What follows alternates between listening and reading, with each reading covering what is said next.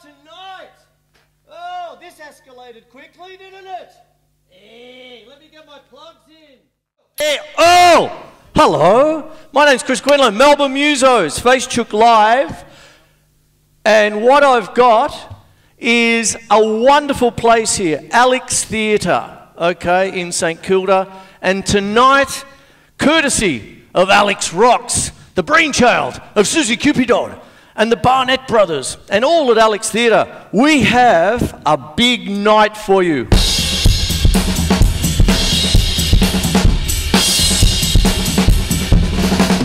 Hey! All right. So it's a big night.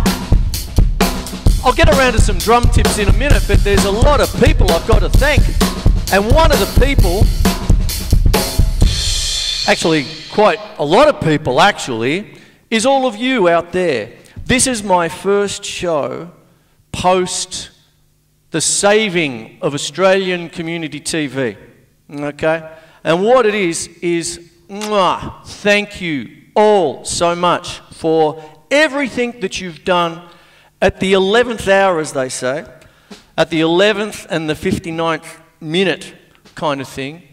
I can actually tell you, everyone at Channel 31 found out the same time we did on ABC's Q&A, where the minister actually said, I can say we're giving another year to Channel 31 in Melbourne and C44 in Adelaide, okay? We all found out together. Everyone at Channel 31 was actually clearing their desks. How's that? How's that for professionalism on a government's behalf to leave it that late? Anyway, thank you anyway. Oh, I'm so excited for tonight. Now, what I've done is set up in front of the beautiful foyer of the Alex Theatre, the former George Cinemas, right next door to what used to be an iconic venue. This is an iconic venue. And what it is, I'm doing a lot of talking tonight because this is a big show. And I'm only the warm-up act, you see. There's a lot more to come tonight on the Alex Rocks Facebook page, okay? And what's going to happen is that this venue, this icon of St Kilda, is right next door to what used to be the Seaview Ballroom, okay?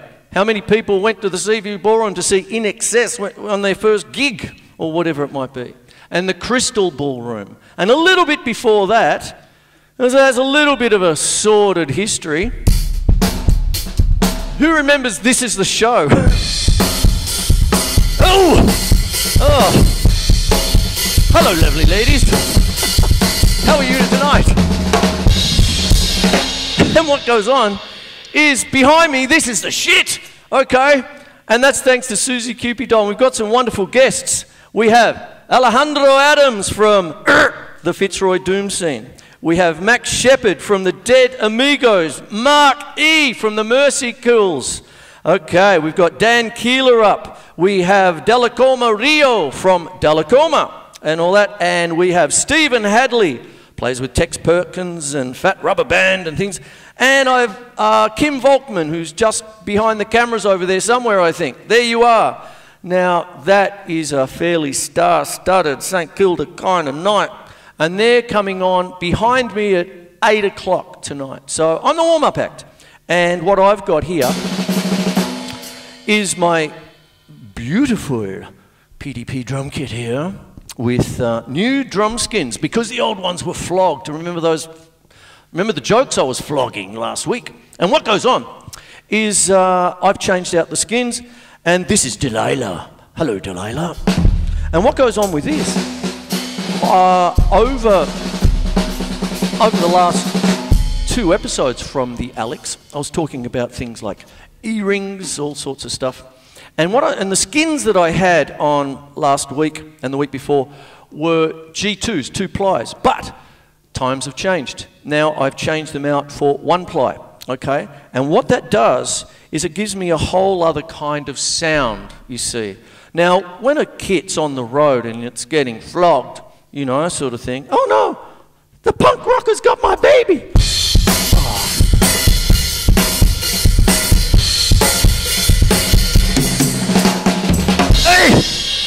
die.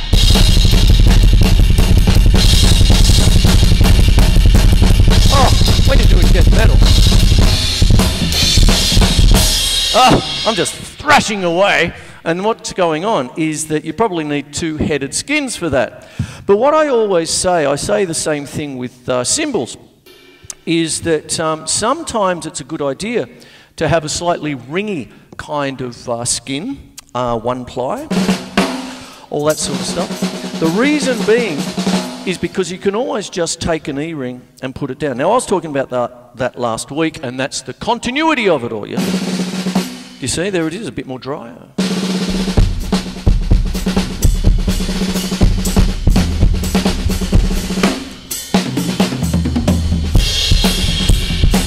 See, there it is there, is it? But if I take that off... Oh! King of Destiny again.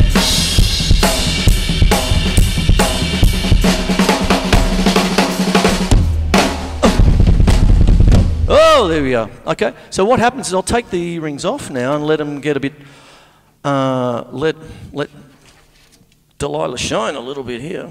And there we are. And what goes on is that, oh, look at me throwing things about already. Oh boy, oh boy, oh boy.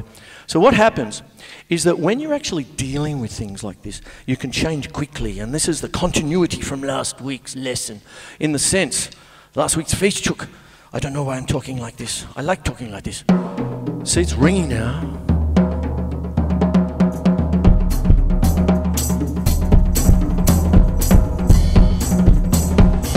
Now, what I'm doing here, remember last week, I swapped out the toms. I talked about one Mr. Billy Cobham, okay, and all this stuff. And what happens is I would like to just talk about a little bit of ethereal ambient stuff. This is the perfect room to do it in. And what happens is you get...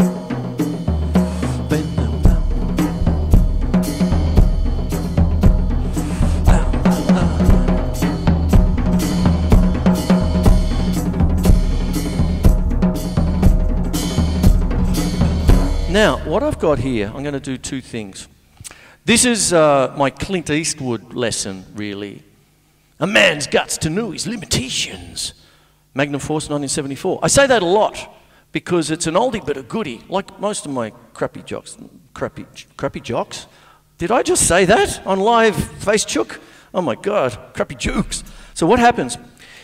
Let me talk about splitting yourself in half a little bit and all this sort of stuff and putting air in the room as far as when you're actually doing things like this. Now, I could talk about rock beats and all that, and I will, and I am. But what happens is we're getting into the middle of the year. We've got school holidays, thank God for that and all that sort of... How's the last term, teachers out there? Oh boy, there you have it. But what goes on? Now we're in lockdown again. Hey, so what goes on? You're going to be stuck in your room, especially if you're in the postcodes. Okay, this is what you can do. You see, what happens is this, if you're getting asked to maybe put together something for the school concert and all that, and it might be a little, you know, a little band, and of course you're going to do your rock beats and all that, but what happens if you have to do a little solo, you know, or you're doing some kind of a little audition for something, you know, like a tape course or something like that, or wherever it might be. You're going to have to come up with something. And you just don't want to thrash away, hit everything at the same time, fall off the back of your stool and boots up in the air and away we go, then have a beer. Oh, you don't, oh no, red cordial I should say, pardon me. Wrong crowd. But what happens is that you want to try and come up with a theme. You want to think of it the same way that songwriters think of songs, verses, choruses and all that sort of stuff. So what I'm going to do now is that I've taken the earrings off the drums. I've got one ply skins on. I just did it today, so I took a bit of a risk. They're still settling in.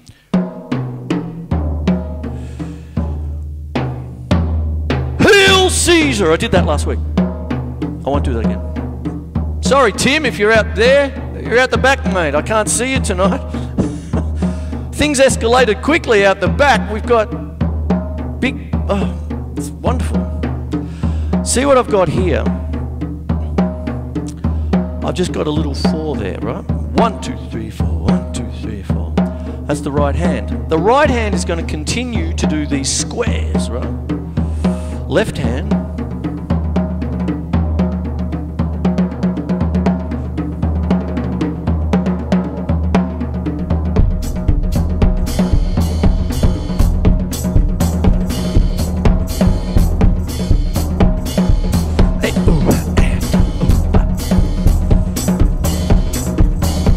And on my left is splash hat, you see.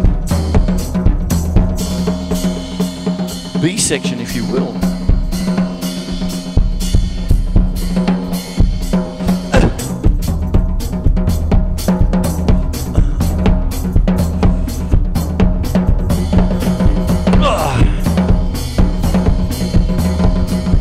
Now that's a 3 against 2 polyrhythm there.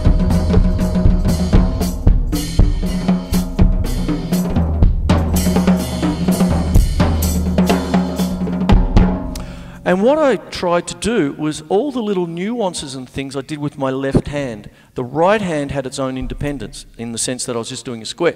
1, 2, 3, 4. And because I've swapped the toms, I've just got something slightly different than like that. You see, one of the things is when you're doing swapping things like that, it just changes things up a little bit, gives you a little bit of an angle, you know, that kind of thing. It's a little bit like, you know, oh, I might try drop D tuning on my guitar tonight. There you go, sort of thing, or whatever it might be. And there you have it. Or open G. Oh, now I can play gallows pole. You know, something like that. Boom tish. But what happens? I don't think that warranted a boom tish. Anyway, Tim, you can tell me later on. That one stunk. But anyway, what goes on is that with this, what I'm going to do is I'm going to put the snares on. I'm going to talk about the snares just a little bit here, in the sense that what you've got is when you take the snares off, you essentially have a tom-tom. So on it goes. But when I put the snares on, it changes the character of the drum. So things...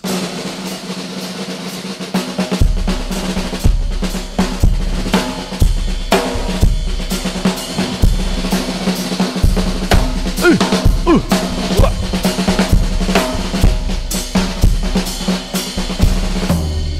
There it is there. And what goes on with that? That can change the character. So what you can start to do is do a couple of things where you split yourself off. And what happens is I'm going to do this. I'm going to play a Latin bass drum with my feet. So down here on boot cam, which will come up a little bit later when I get to the editing later on. There it is there.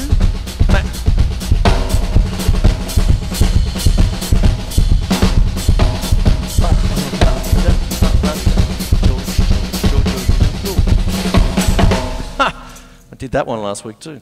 Anyway, but what I'm going to do now is I am actually going to do the aforementioned square, and I'm going to do this. So you see what I'm doing? You see? There it is. It's fairly straightforward Latin kind of business. But what will happen now is I'm just going to go around the drums again.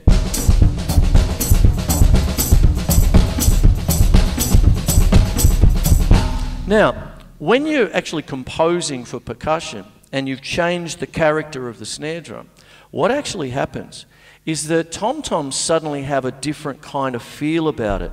It's almost like you're going, I'll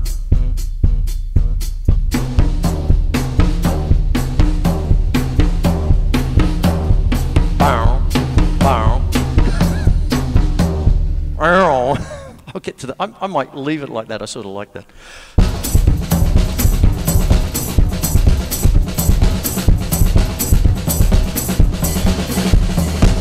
Now what happens, a man's got to know his limitations. I'm just going to do double taps and perhaps rim shots with my left hand, okay? So what will happen is that I'll do it without the feet just a minute, but look, I'll just show you.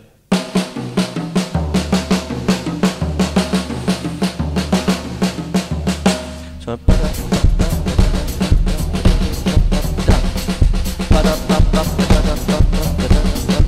I've got two things happening now. I've got ba-da-da-da-da-da-da-da, and I've got ba-da-da, on the toms, you see. So there's a little bit of a two-way thing happening. And then you throw in your feet.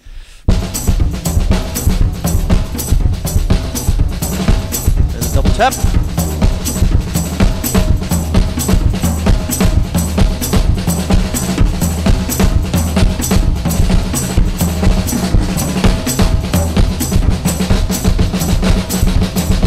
There's a 3 against 2 polyrhythm. What a 3 against 2 polyrhythm is, this hand is playing 3 while that's playing 2. You say, nice cup of tea. Nice cup of tea, nice cup of tea, nice cup of tea, nice cup of tea. You see? The common denominator is 6. You see, you got 3 there and 2 there. So what happens is the 3 is every 2. 1, 2, 3, 4, 5, 6. And the 3 is, the 2 is every 3. 1, 2, 3, 4, 5, 6. That's what you got. I've got some set crashes here. What's going on over there? Hey! Hey! Save that last beer for... Hey, Mr. Delacoma over there. I saw. You saw. Anyway. What we got now? Hey. So that's what we got. Hey. What you can also do, if you want to, is flip around to a different sounding thing you hit drums with, like a mallet. This is a hard mallet.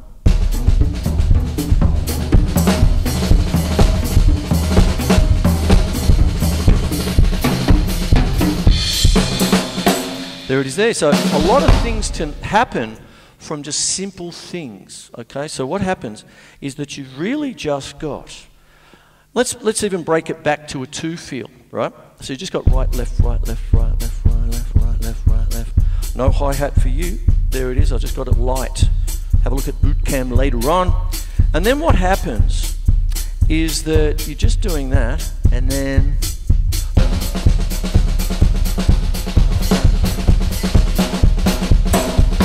oh, Nick Cushion, train beat. Johnny Cash, the man in black. I wasn't doing that. I went off over there. There it is.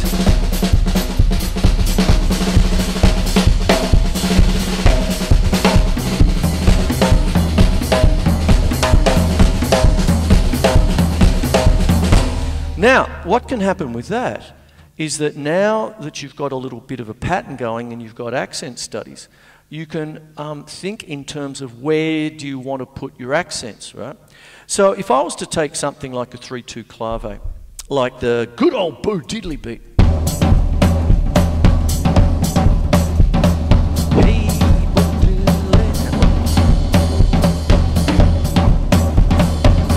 Something like that, yeah? And what happens then is if I take that, but I apply it, I'll take this off for a second, I'll go to mallets for this, and here it is here. Hey! Hey! There it is there.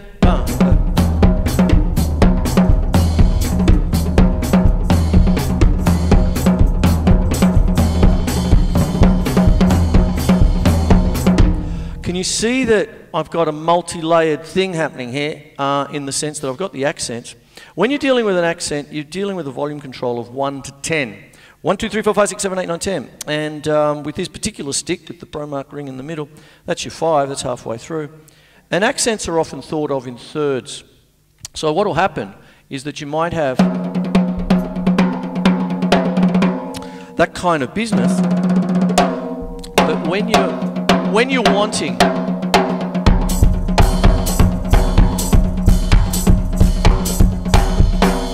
sort of accents like that, so on, what happens then is that you can do that, and that's a vertical kind of a deal. And then when you're doing the around the drums, there's your horizontal deal, right? So if I've got there's my accents.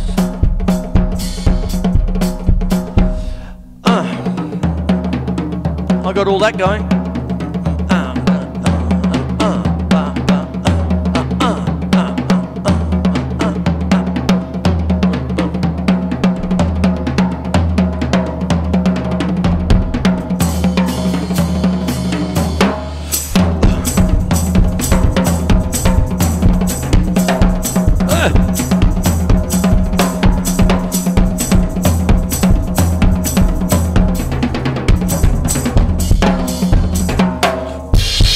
That's what happens, you see. Now, what we've got now is sort of like a multi-layered thing. Now, this is the drummer's version of looping, right? I'm looping myself. So what goes on here, I'm looping, I tell you, loopy. So when you're dealing with things on the horizontal side, you want to get some of your angles going. Now, with the angles, what actually this is the sequel from last week. When you're going down, you use your 3 taps down the bottom, right? So on. Why not double them?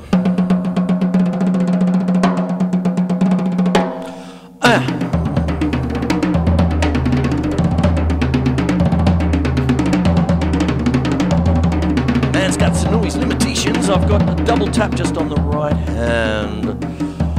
Let me do that slower for you. I've got this on the right hand. That was dumb. So what happens?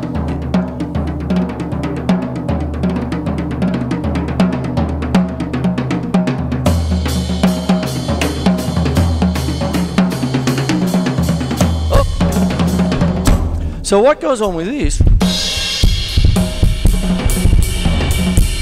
you can actually start to think in terms of how many different kinds of ways that you can go from perhaps the first part of a song, when you're starting out quiet, fairly straight, go to the next layer, add the ride cymbal or add different toms. One of my favourite drummers, probably my favourite Australian drummer. You're expecting all the usual names, but it's Rob Hurst from the Oils. This is where you get the air with the hi-hat kind of.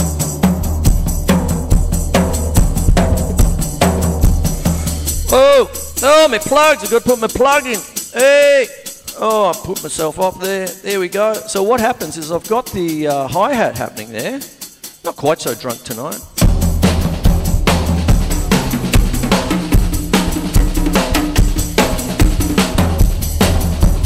And you see what's happening here.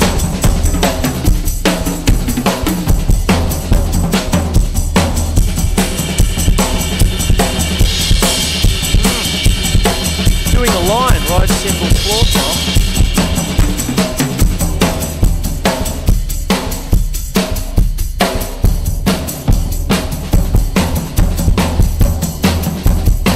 Back to Herb Alexander from last week, I think. Straddling.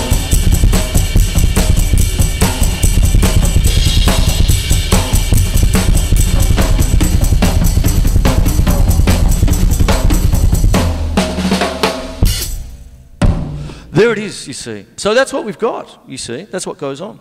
Now, what happens here is I better start thinking about wrapping the show up for the big night at the Alex.